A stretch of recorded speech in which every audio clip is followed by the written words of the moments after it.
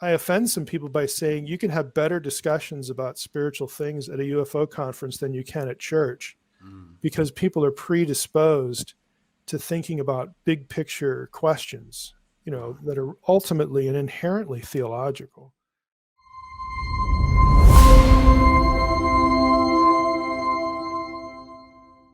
Now, how I got to know you, I was actually looking for more material about Ezekiel's will. Okay. And of course, I knew it wasn't UFO, but a lot of people that I deal with have that interpretation. So I was just looking for more material.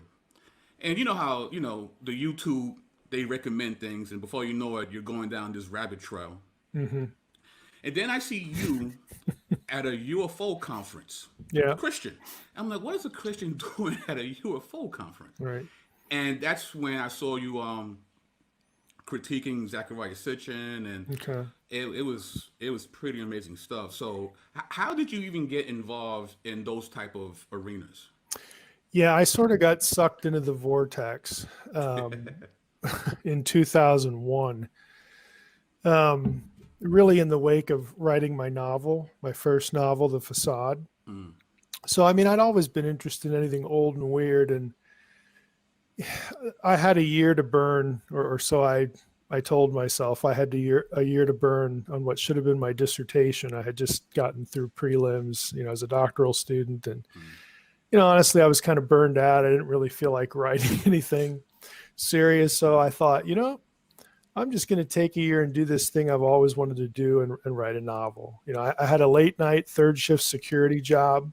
Wow. I had it for years. I worked full time, 15 years going through grad school. I listened to Coast AM. I was just, I was real familiar with all that stuff. I had a command of ancient texts. I'd always been into UFOs, and I just thought, I'm going to throw it all into a blender and just, have fun with it.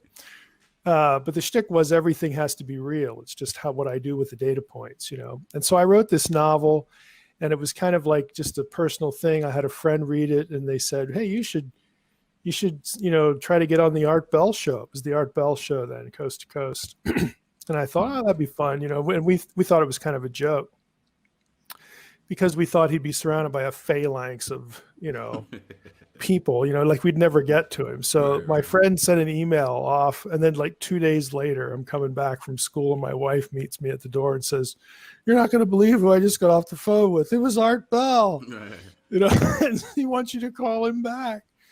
So I did. Sure enough, it's Art, and then the rest is sort of history. I wound up going on the show. I've been on the show 34 times now. Wow. And I've sort of turned into the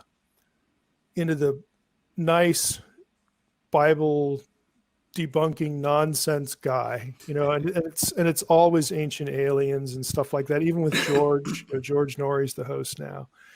But once I did that the first time, then I started getting invitations to speak at UFO conferences. And the thing that your listeners should know is nobody vetted me.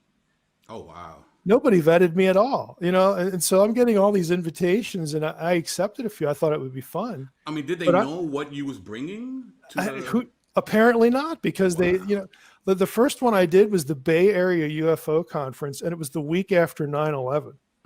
So like, it was really hard to get there. It was in San Francisco, and I was in Wisconsin. And I wound up doing 2 sessions. One was, could Christianity accommodate a genuine extraterrestrial disclosure? Where I had the surreal experience of going through the gospel the Romans wrote in front of 500 people at a UFO conference. Wow.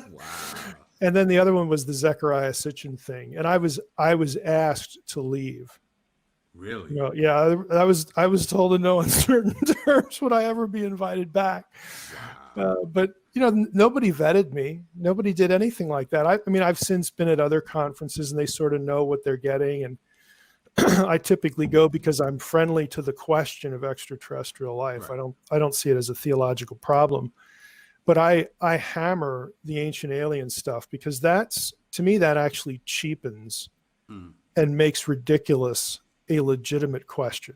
It's a cartoon. It's the cartoon version of the actual discussion that really needs to happen. So that's sort of how I got, sucked into it. But it's, I'm happy to do it. They're fun. The people at UFO conferences, I can count on one hand the people I've run into that I thought, probably needed therapy, like really, or might be dangerous. Wow. Everybody else is just very normal. I offend some people by saying you can have better discussions about spiritual things at a UFO conference than you can at church, because people are predisposed to thinking about big picture questions, that are ultimately and inherently theological. So it's a good thing, I think to have, Christians involved in.